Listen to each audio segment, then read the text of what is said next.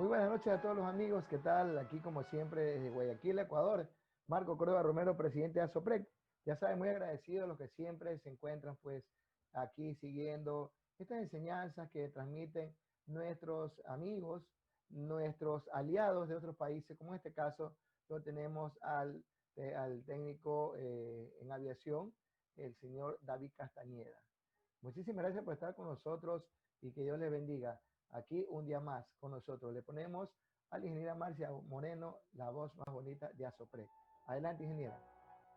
Muchas gracias, ingeniero. Muy buenas tardes con todos y sean bienvenidos. La Asociación de Profesionales en Prevención de Riesgos del Ecuador, ASOPREC, les da la cordial bienvenida y también saludos a todos nuestros colegas de otros países que se han conectado a nuestras charlas y un abrazo fraternal a todos los miembros que conforman nuestro WhatsApp en la comunidad de ASOPREC.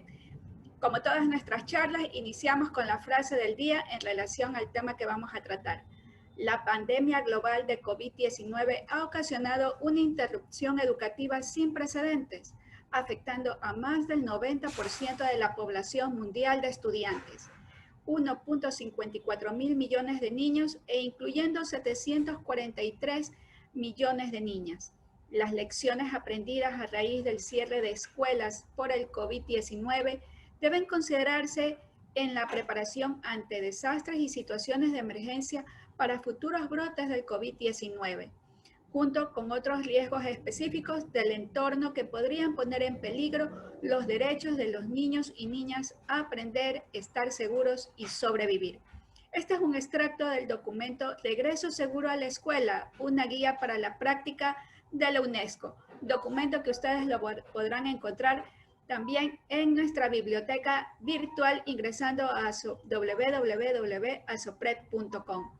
Es así que antes de empezar con nuestra capacitación, les solicitamos atentamente que a partir de este momento verifiquen que su micrófono esté en modo silencio.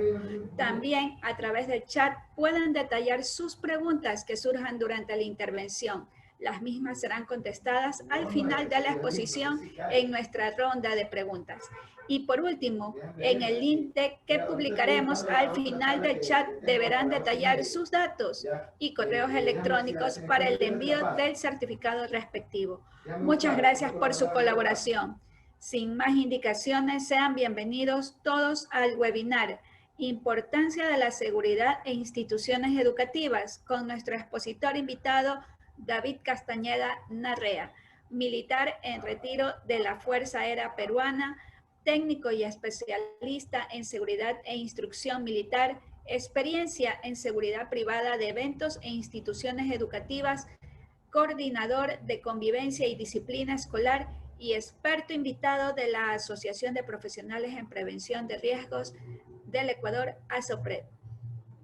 Tengan nuevamente una cordial bienvenida e iniciamos, David.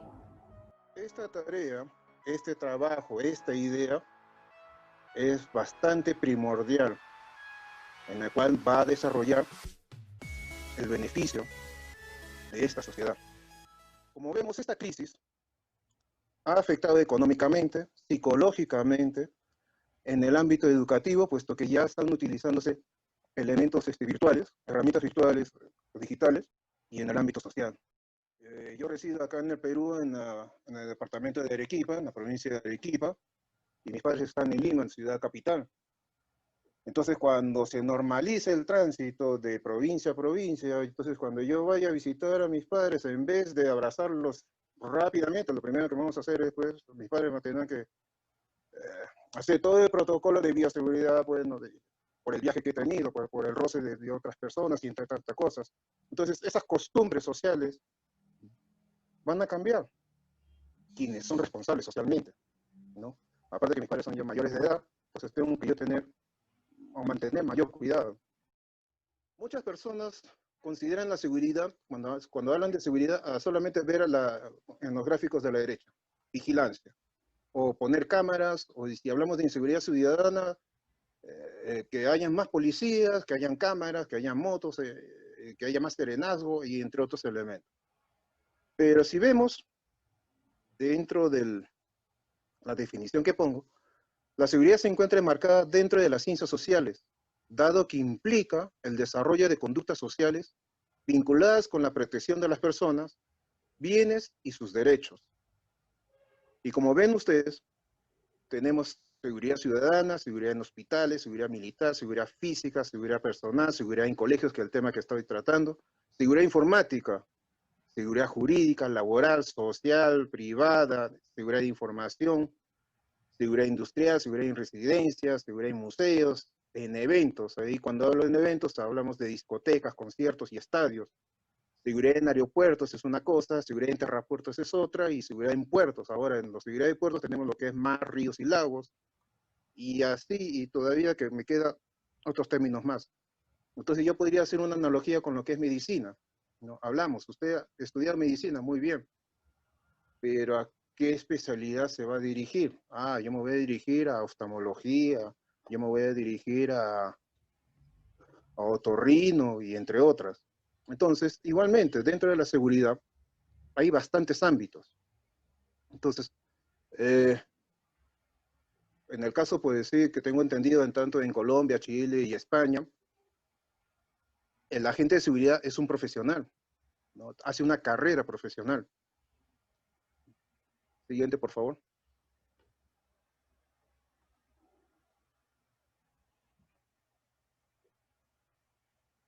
La seguridad es la condición de sentirnos seguros al estar libres, exentos de riesgos que puedan producir daños o lesiones.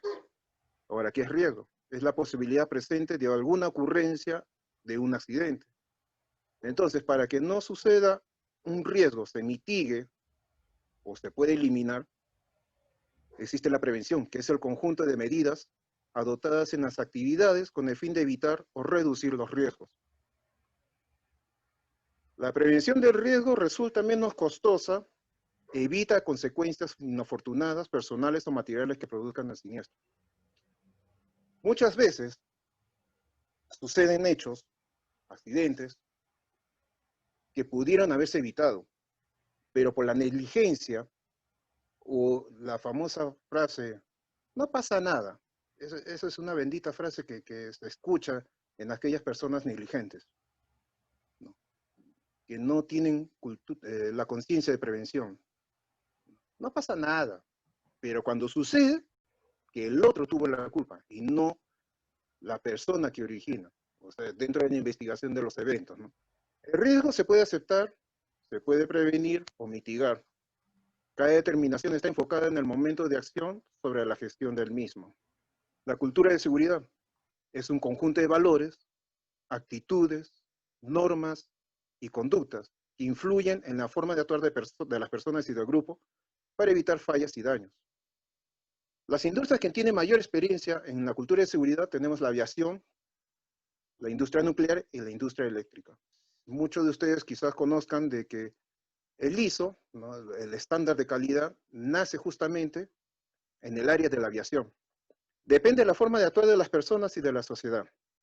Como ven en los gráficos, hay personas que están cumpliendo cómo deben mantener el orden para realizar una actividad.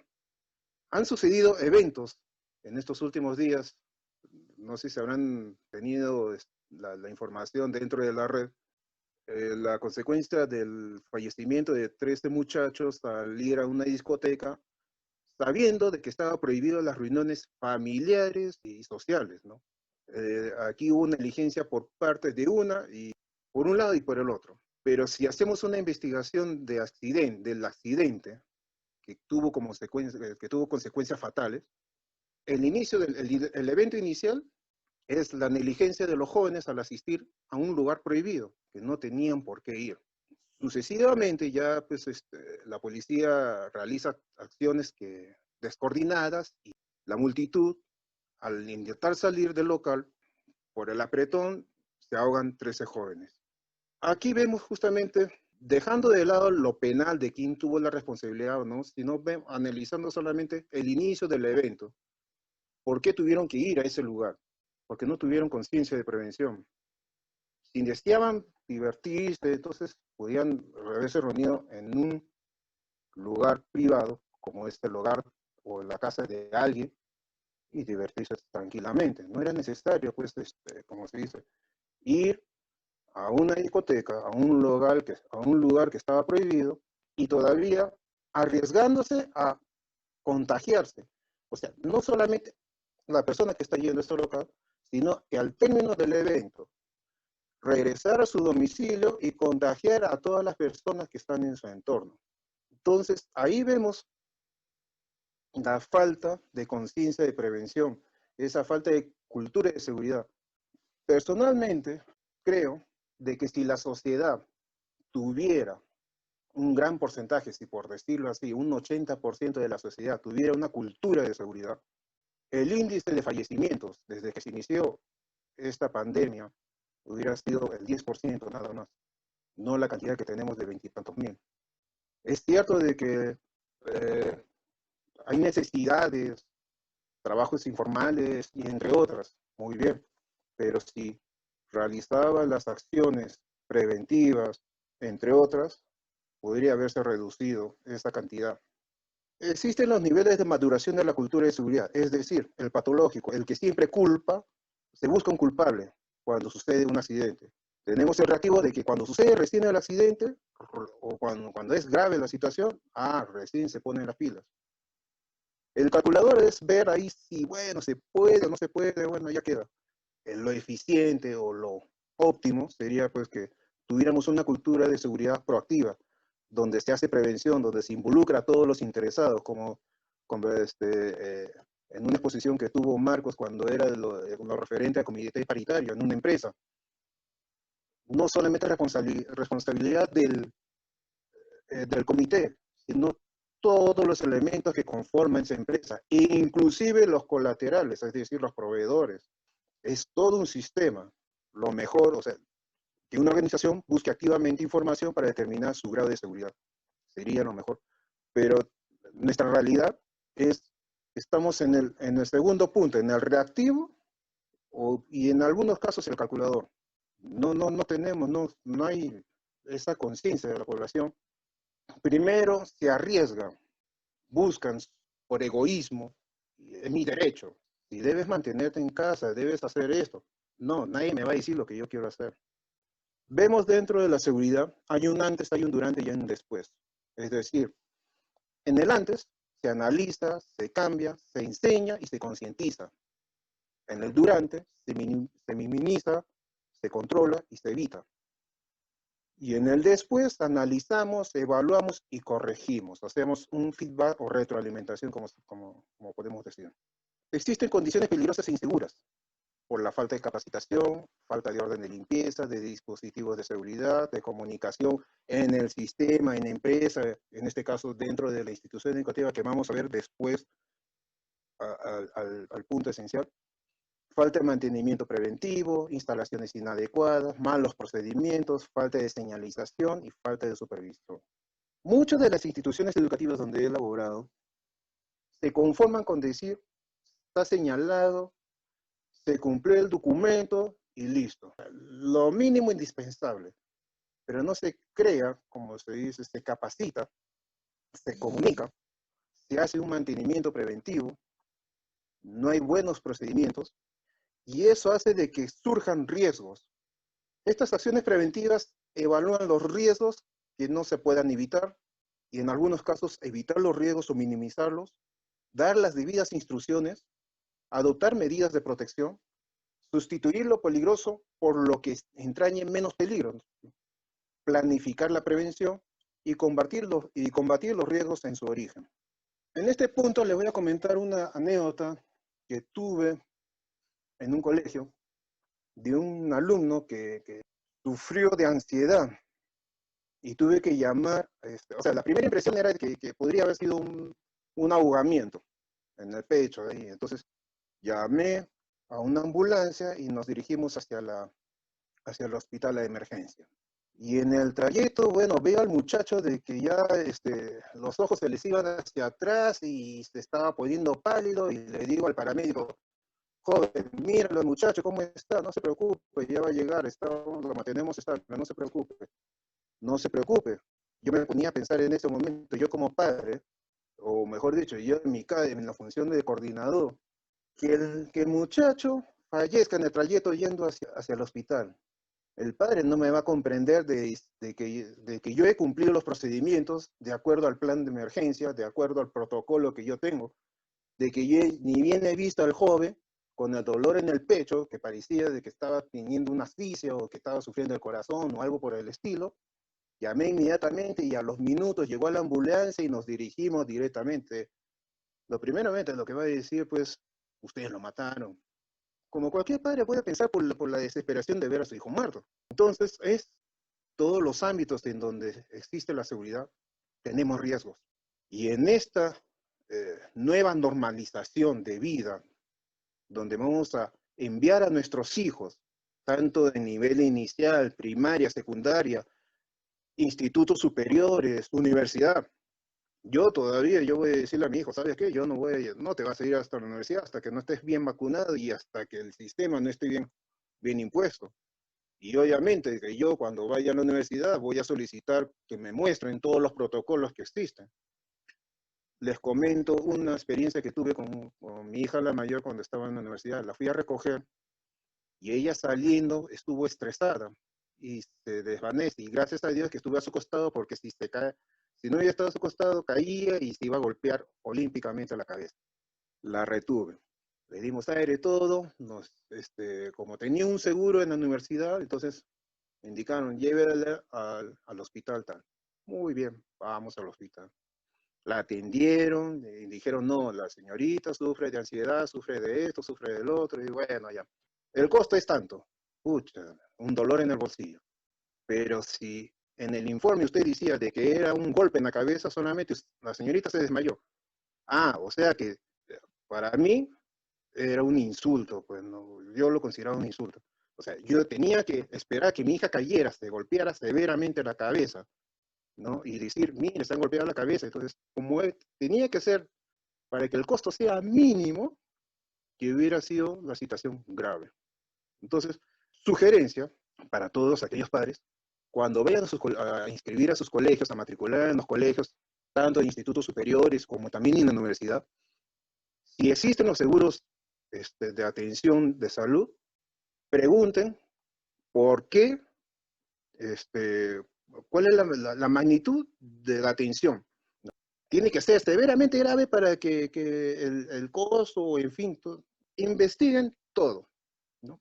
Para que no les cause sorpresa, disgustos, malestares, entre otras.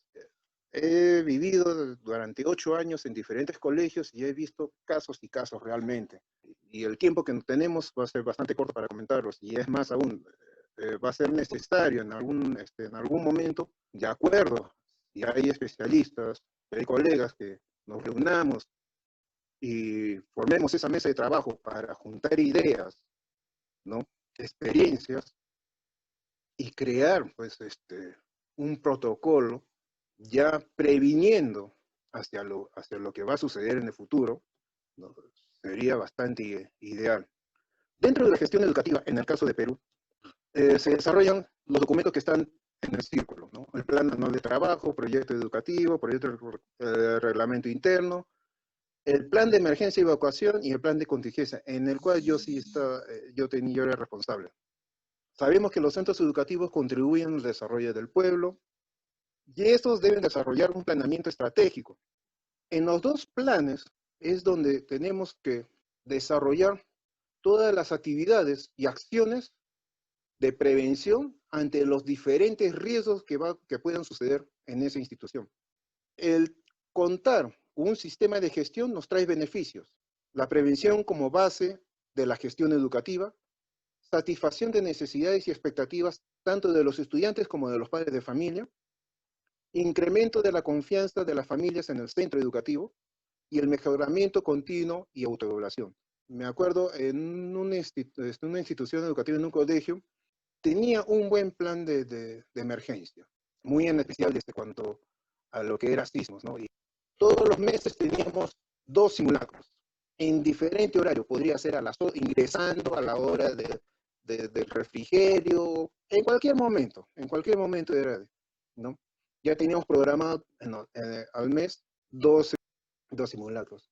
bueno, comenzamos a ir las clases en marzo, aproximadamente entre mayo o junio, sucede un sismo leve, ¿no? Pero sí se sintió, pues, era un leve, leve en tiempo, pero fue un golpe en sí, ¿no?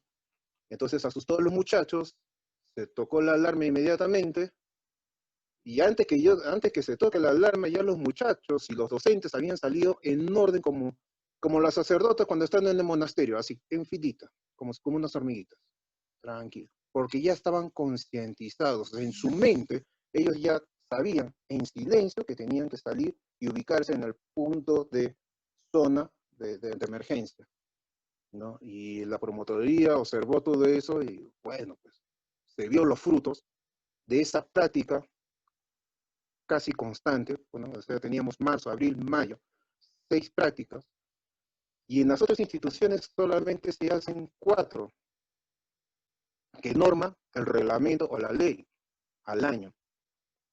Pero si lo hacemos 2 veces, por lo menos todos los meses, es una inversión de tiempo para crear una conciencia de seguridad en los jóvenes. Y es más, ya están acostumbrados ellos a tener control, porque el miedo incontrolado genera pánico. Y el pánico, cuando se expande, a ver quién lo controla. Entonces, es necesario, ¿no?, de que los padres de familia, en el momento que asistan al colegio, les pregunten, ¿cuántos simulacros realizan ustedes al año? ¿Qué es lo que hacen ustedes? ¿Qué es lo que hacen el otro? Sus brigadas de emergencia y el seguro de salud, entre otras. Tenemos que tener conocimiento, puesto que nosotros como padres he visto muchos casos de que matriculan a sus hijos, están en el colegio y no aparecen hasta fin de año. Nunca lo hemos visto. Y lo peor de todo es que justamente esos niños son los que menos rendimiento tienen y es lo que... Y ahí es donde también yo incidía en las instituciones educativas a que hayan psicólogos. Y obviamente pues tenemos déficit de psicólogos, especialistas en educación, ¿no? Hay especialistas, pero de otras áreas. Entonces, ¿qué voy a traer yo un especialista de un psicólogo penal o un psicólogo médico puede ser, ¿no? O un psicólogo de publicista. Entonces, ¿qué es lo que hacíamos ahí? Había instituciones que por tacañería, por decirlo así, por no pagar al psicólogo, entonces, bueno, ¿saben qué? Contactemos, hagamos un convenio con las universidades, con las universidades que tengan, pues, alumnos de cuarto y quinto año de universidad y vengan pues a hacer sus prácticas y vengan durante la semana y trabajen en un grupo, trabaje con inicial, otro grupo trabaje con primaria y otro grupo trabaje con secundaria y vean dentro de sus análisis si hay jóvenes con problemas. Tuve la oportunidad en un colegio de un niño de primaria, primer grado de primaria, entre 8 años más o menos, tenía por decirlo así, una personalidad bipolar. Realmente porque un momento estaba de lo más tranquilo y de un momento a otro cambiaba su actitud y comenzaba a golpear a hombre o mujer que estaba a su lado, ¿no? A este niño. ¿Cuál era el origen de esta actitud? De que vio la muerte de su madre en manos de su... Entonces, personalmente, incido yo en las instituciones educativas de que estén los psicólogos. Y ahora, en este tiempo de pandemia, viendo de que los niños, en especial de primaria, inicial, están, por decirlo así, con un nivel de estrés, y no solamente los niños, sino también los padres. La economía no está tan, como se dice, pues tan regordete, está bastante ajustada para muchos casos. Doy gracias a Dios de que todavía yo estoy algo estable, pero tampoco no estoy de lo más bien. Pero observo de que cuando se inició estas clases virtuales, se notó de que los hogares no eran digitales, es decir, no tenían computadora, no tenían impresora, peor aún no tenían internet. ¿Y cómo se conectaban ahí para mantener las clases, entre comillas? Con el celular. y decían, profe, disculpe, no he ingresado a la clase porque no tenía saldo, yo tengo un prepago, no tengo post. Se me acabó los 5 soles que tenía y solamente para la primera clase, no he tenido para la segunda, tercera y cuarta hora.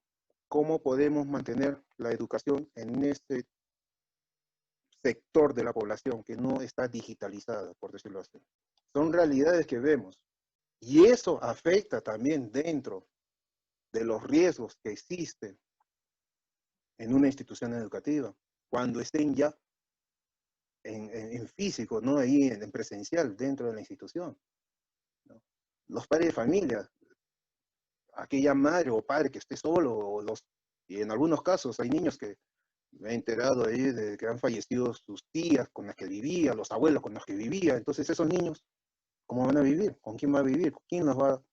No, realmente esta pandemia nos ha traído un sinfín de riesgos. Cuando se normalice, entre comillas, esta nueva normalización que va a existir cuando los alumnos reingresen a las instituciones educativas, vamos a tener que, los que estemos a cargo de la seguridad, ¿no? De la coordinación de convivencia, de la coordinación de la disciplina, entre otros, de la seguridad, de desarrollar el plan de emergencia, el plan de contingencia y todo, vamos a tener un arduo trabajo. Es por eso que yo estoy haciendo esta propuesta de ya anticiparnos, tenemos meses, y comenzar a ver, ¿no?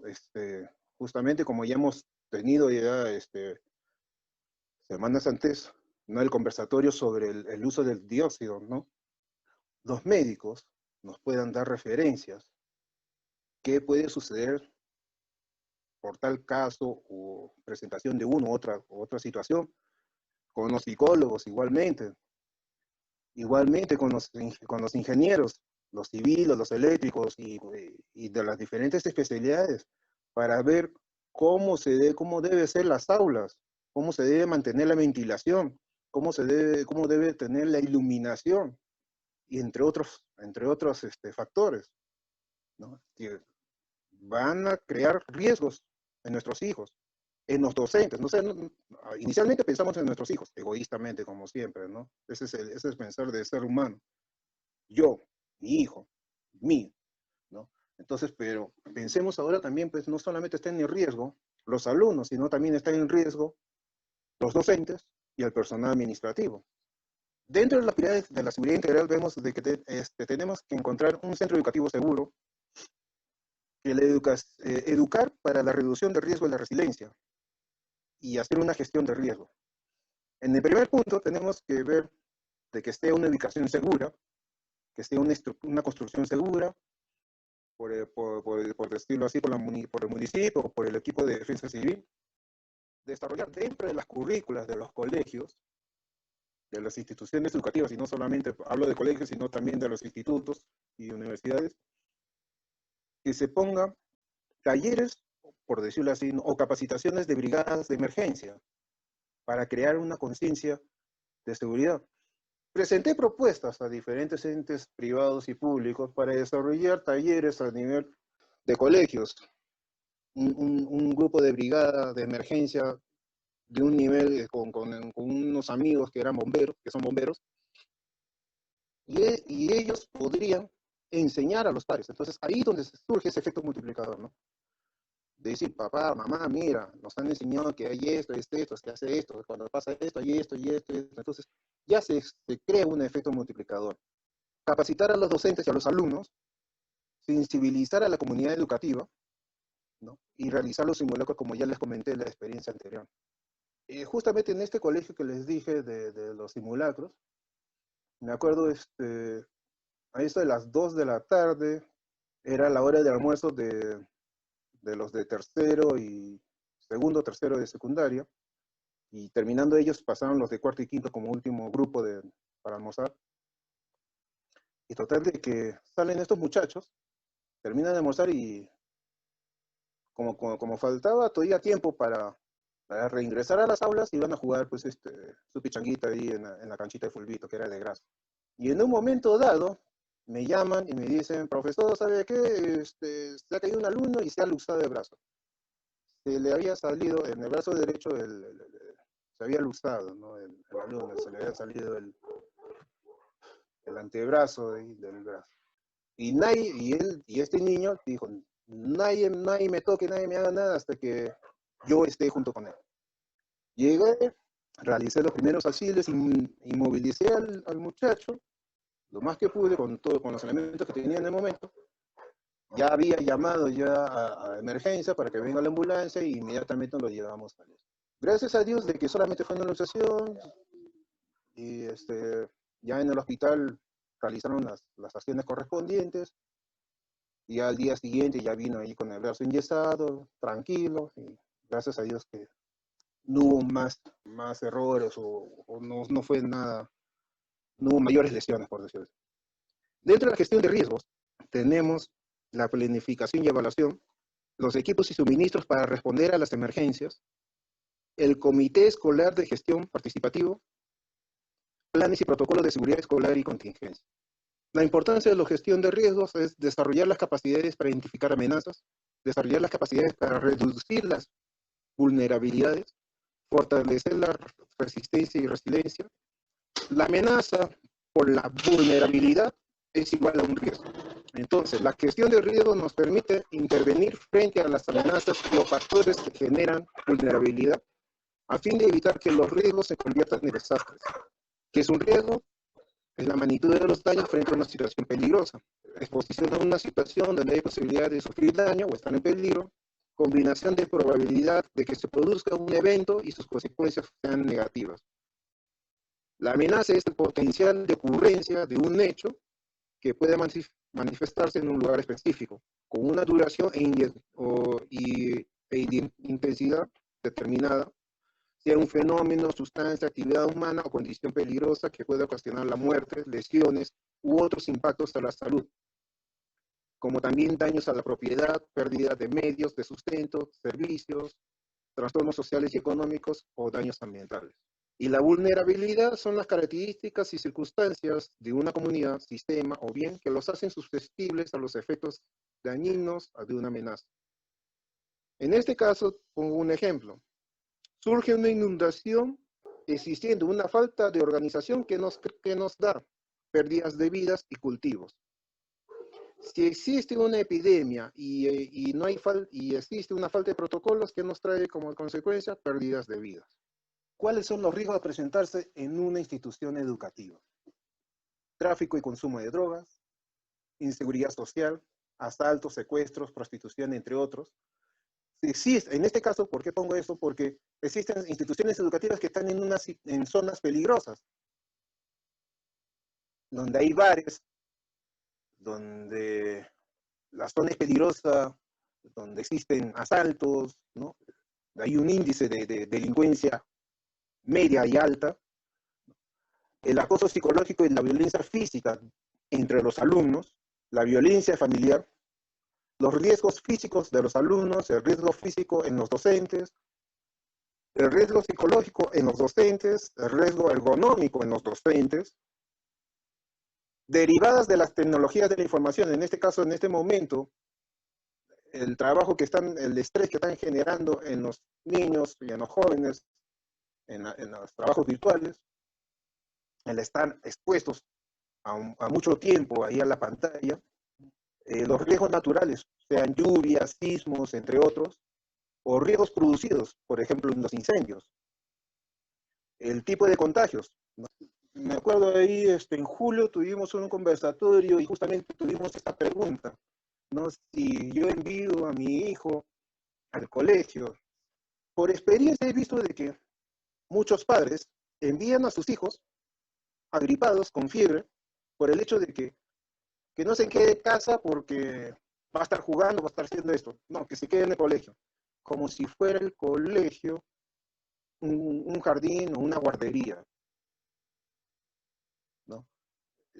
Tiene sarampión y lo envía. No, que no pierda clases. Por el hecho de que el padre o la madre no quiere que se quede el niño. Y justamente al tener estos síntomas, el niño o la niña debe estar en casa guardando cama. Y otros riesgos que se pueden presentar es la discriminación, xenofobia y racismo, como vemos en los gráficos que están a los costados, ¿no? En nuestra sociedad, en el caso, pues, con la llegada de extranjeros a nuestra sociedad, hay algunos, pues, hay algunas personas que nos rechazan, ¿no? Y ahí surge la xenofobia, ¿no? Inicialmente llegaron, pues, cubanos, llegaron colombianos, últimamente han llegado los venezolanos por los problemas sociales que ocurrían en Venezuela. Y lógicamente toda persona tiene derecho a buscar un lugar donde se puede desarrollar y pueda vivir mejor, ¿no? A eso tenemos derecho todo el mundo. Pero hay ciertas personas, pues, que no comprenden esa situación, ¿no? Y eso es otro tema a hablar. Este 19 de marzo de 2019, discúlpeme, pero yo lloré 2 veces, porque me puse en los zapatos de un padre y después del otro padre. ¿Qué sucedió este día? Un alumno ingresa al colegio con un arma en su mochila, se desconoce por qué llevó esa bendita arma.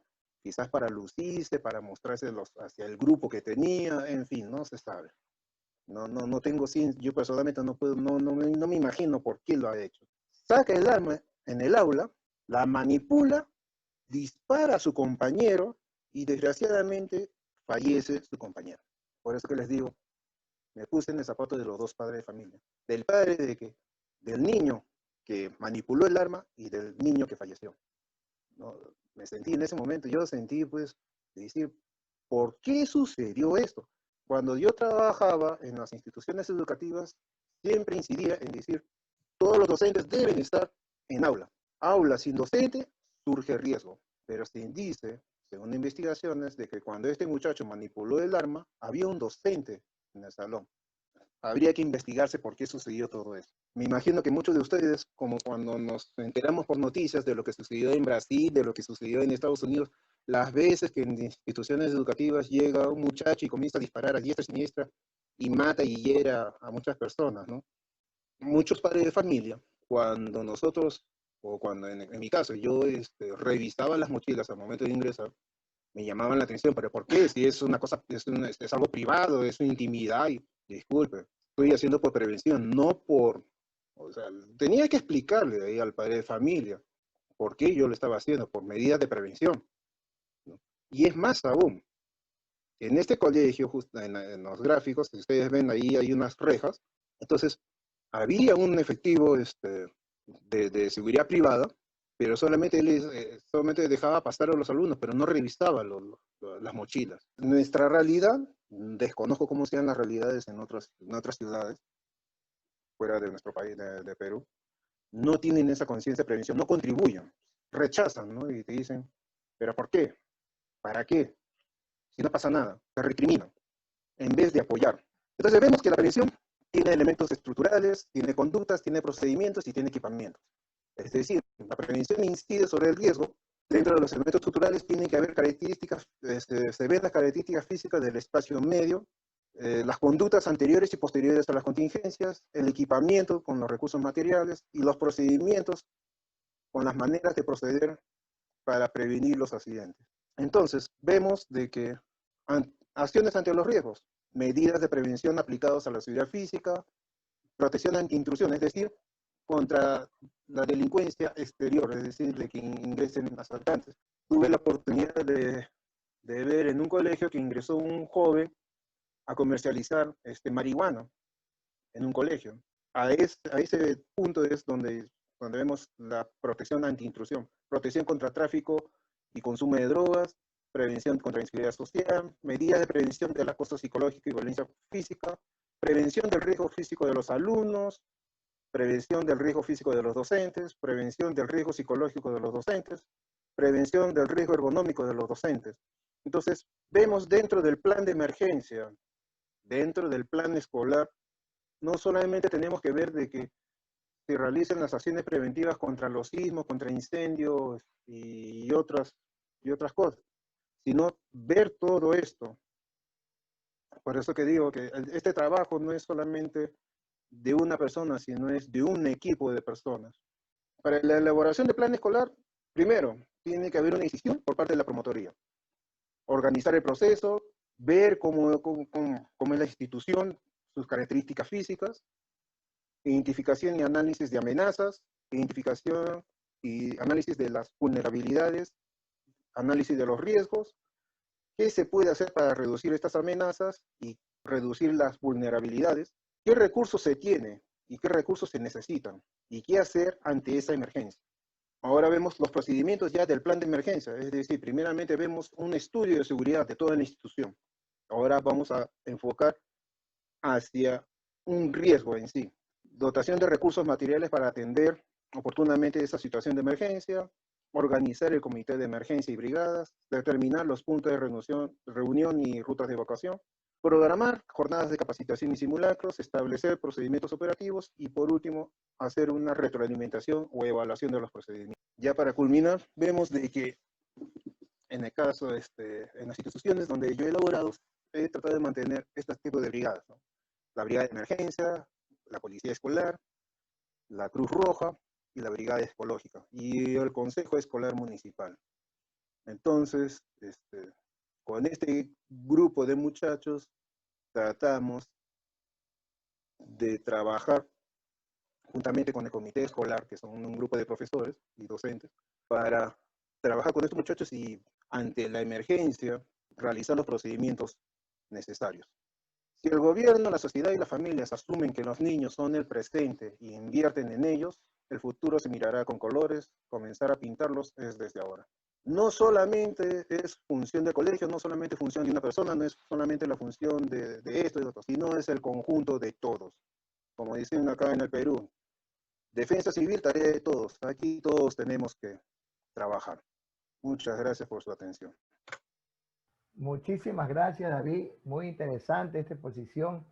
La verdad que, como siempre decimos, compartir todos los conocimientos a nivel de Ecuador y Latinoamérica es muy, muy interesante. Yo sí tengo por ahí, por favor, los compañeros que necesiten hacer una pregunta, nos levantan la manito. Yo tengo por aquí ya algunas preguntas que me han indicado los colegas. Y les voy a decir, les recuerdo que hay preguntas que las pueden hacer directamente en el chat, que las va a seguir la ingeniera Marcia Moreno, y otras que me llegan a mi WhatsApp, yo las leo, o también me escriben directamente a mí. Dice aquí, ¿cuáles son los requisitos máximos que se deben considerar para el reingreso después del COVID? Justamente por eso yo estoy solicitando, de acuerdo a las normas existentes, tanto por la UNESCO, tanto por la Organización Mundial de la Salud y las normas existentes en cada país, y analizar, ¿no?, juntamente con este grupo de trabajo de especialistas, qué es lo que puede suceder. O sea, tenemos espacio, porque justamente, digamos, estamos en septiembre, tenemos octubre, noviembre, diciembre, marzo, enero, febrero, para que inicien en marzo, más o menos, en el caso de Perú, ¿no?, 5 meses para poder trabajar y analizar la situación, qué es, cómo podría ser lo óptimo de cada institución educativa para permitir el ingreso de sus alumnos. Yo digo, personalmente, mi campo es estar en el control de la convivencia escolar, pero necesito, yo no soy el único que trabajo, sino también trabajo y busco el apoyo de un psicólogo que siempre incide en eso, ¿no? Y en este caso, que estamos, por decirlo así, ¿no?, ingresar a una nueva normalización de esta pandemia, el apoyo de médicos, del personal de salud, ¿no?, y ver qué vamos a hacer nosotros dentro del colegio, cómo vamos a hacer el control de ingreso de los alumnos, cómo podemos saber si ese alumno es asintomático o no. Imaginémonos a ver un caso, el aula de 10 alumnos, 3 o 4 sean asintomáticos y están con el virus. ¿Qué podemos hacer? Yo realmente, como especialista, no desconozco. Entonces necesito que el apoyo de un médico. ¿Qué es lo que debo realizar? ¿Cómo voy a trabajar esa situación? ¿Qué acciones voy a tomar en este momento? Lógicamente, no vulnerando los derechos de ese niño, porque justamente aquí en el Perú, cuando alguien vulnera los derechos del niño, los medios de comunicación ya hacen miércoles, ¿no?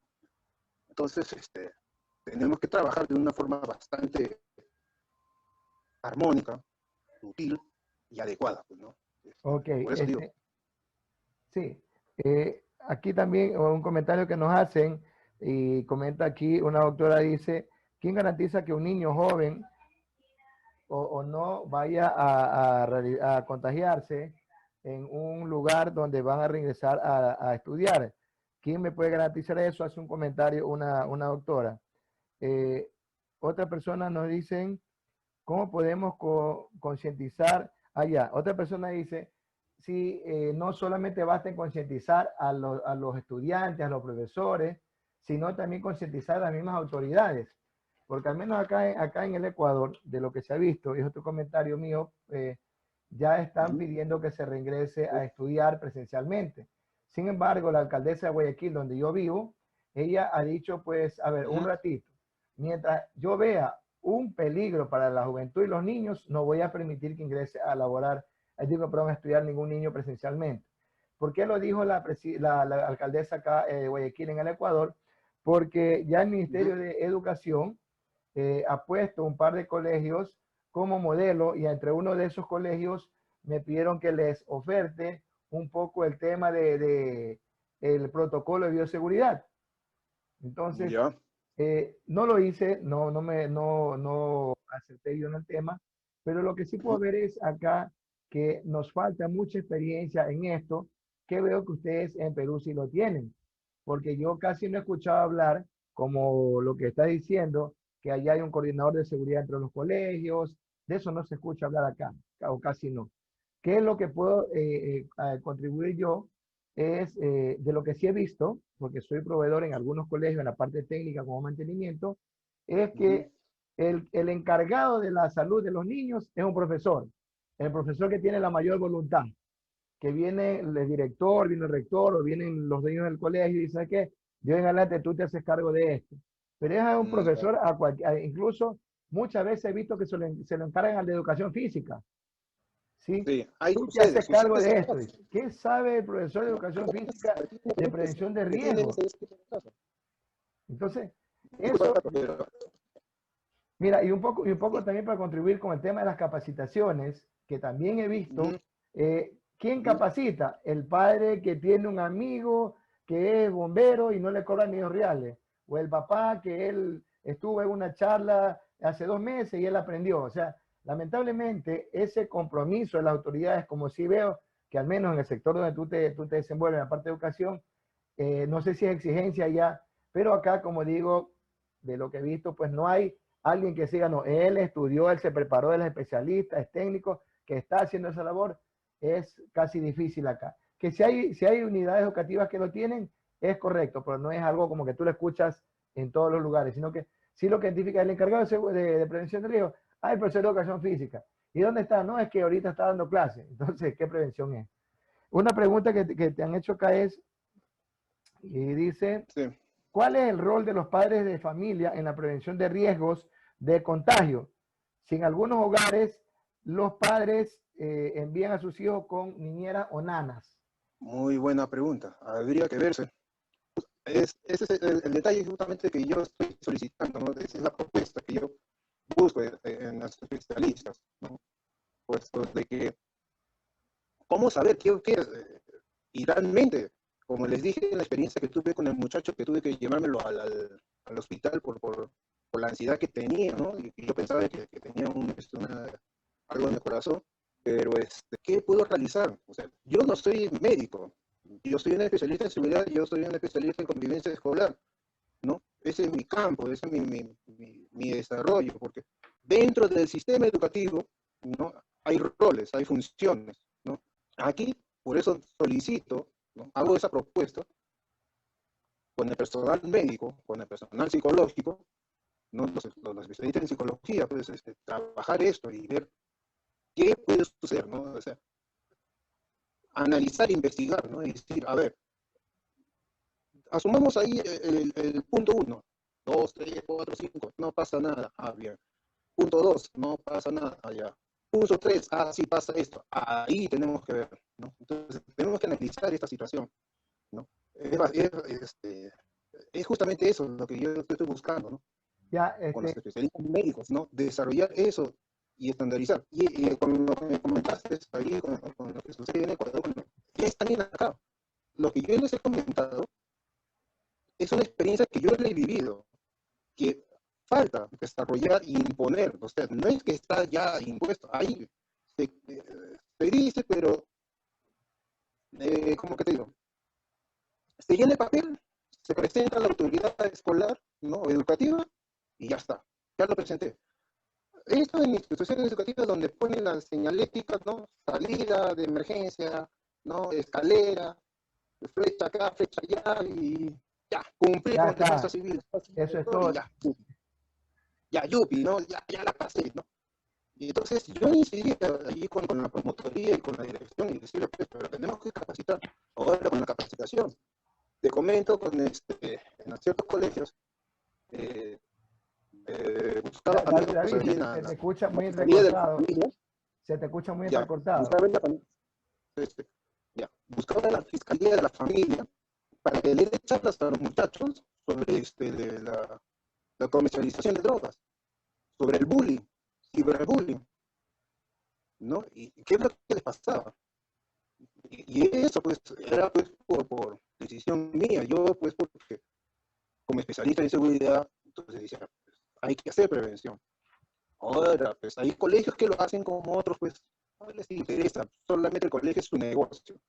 Que llenen las arcas, cobren, ya, tengan los exámenes y listo. Ahí terminó, ¿no?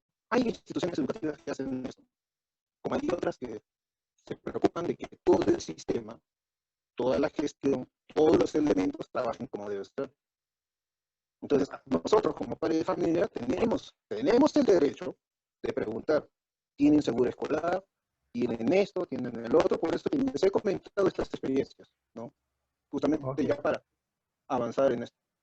David, tomamos la palabra, vamos a hacer una mesa de trabajo y quiero comprometer aquí tengo algunas personas que ya estoy viendo, si nos quieren ayudar en esa mesa de trabajo, y le invito al psicólogo Wenceslao Mite, a ver si luego yo les paso la invitación para participar en esta mesa de trabajo que indica David, para poder identificar los riesgos a nivel educativo y poder intercambiar, interactuar con alguna cultura de prevención que podamos dar desde algún punto de vista técnico. Wenceslao tiene mucha experiencia en la parte de psicología. La autora Ana Prado también la invito, que nos ayude desde el punto de vista médico, y también el doctor Edison Valverde. A todos los que están aquí, les invito a formar parte de esta mesa de trabajo que dice David Castañeda. Les vamos a pasar una invitación independiente a cada uno y ustedes nos van a responder si desean participar o no, para hacer, ya en el futuro será una semana o 2 semanas, podernos reunir, ¿verdad? Con un punto específico, el cual, como dice David, pues puede interactuar y crear alguna cultura de prevención a nivel de los países. Porque si bien es cierto, cada uno tenemos una normativa, si de pronto a nivel educativo al menos tratamos de unificar desde un punto de vista técnico. Como decía, David tiene su especialidad en educación, Wenceslao es psicólogo, la autora Ana Prado, Felipe, Edison, cada quien tiene lo suyo, y podríamos hacer, yo creo, una excelente mesa de trabajo. ¿Qué opinan ustedes? Espero que estén de acuerdo con todos para participar. Será en un día que todos seleccionemos y podamos participar e intercambiar ideas. Por aquí nos dice Alexandra, dice Janet Eli de Panamá, indica algo muy bueno y dice, bueno, la autora Ana Prado dice, en niños en etapa escolar es difícil que mantengan el distanciamiento social. 100% de acuerdo. Dice, desde Panamá, indica Janet Ellis, dice, en Panamá se capacitan a los educadores en gestión de riesgos y desastres. Y allí, antes de pasarle con una pregunta Wenceslao está de acuerdo en participar en la mesa, tenemos un invitado que aceptó, David, ya tenemos uno. Los que quieran también participar, pongan de acuerdo y también le vamos a anotar, ¿ya? Como le decía, para Janet, verán, aquí hay algo que a veces con Wenceslao hemos conversado en el grupo, con otros compañeros, el hecho que te capacites. Yo, por ejemplo, digamos que yo soy, se me ocurre, ingeniero civil, pero Marcia Moreno me dictó una charla de 2 horas o 3 horas. Eso no me hace especialista. No, que yo hice un curso de 2 horas o 3 horas en gestión de riesgo. Eso no me hace especialista. El tema es Cuando hablamos de especialistas o personas que puedan trabajar en esto, son personas como cada uno de los profesionales que han desarrollado su profesión. Como le digo, y disculpe que lo mencione siempre con ese lado, muchos años trabajando en prevención de riesgo. David, muchos años trabajando en riesgo de educación. Ana Prado, muchos años en medicina y así cada uno. A eso le llamamos, todos nos podemos capacitar y podemos hacer algunos cursos. Una cosa es capacitación continua, otra cosa es especialización. Ese es el problema que acá menos en Ecuador tenemos, que viene alguien, hace un curso de 3 horas de psicología, perdón, de riesgo psicológico y riesgo de economía, ya son técnicos, no. Ellos conocen del tema, pero no son especialistas. Para eso digo, hay que estudiar como cada uno de estos profesionales, inclusive Janet mismo tiene muchos años que ha estudiado su profesión. Lo otro sí ayuda, pero son capacitaciones continuas que de alguna manera nos van a apoyar un poco. Solo para terminar esta parte y ya pasarle la parte final a David, les voy a comentar lo que les digo. Hace unos meses atrás, unos 6, 7 meses atrás, estábamos realizando un mantenimiento en un parque infantil, en un colegio. Ve, también Walter Chamba quiere participar en la mesa de conversación. Ya tenemos más invitados. Muchísimas gracias. Edison Valverde también, el esposo de la doctora Ana Prado, también va a participar. Para que vean que sí tenemos a Wenceslao, tenemos ya más de 4 personas, 5 personas. Qué chévere.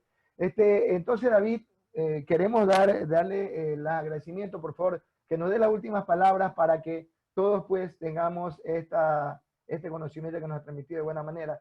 David, tus últimas palabras, por favor. En el caso de los padres, si yo, digamos, propongo a la municipalidad donde yo estoy viviendo, reunión de padres o ciudadanos ahí para desarrollar un taller de primeros auxilios o conciencia de seguridad o algo relacionado, porque van a asumir de que estoy trabajando, ¿eso qué es? La bendita idea de que mientras no pase nada, mientras no me suceda, mientras no esté afectado, no hay interés.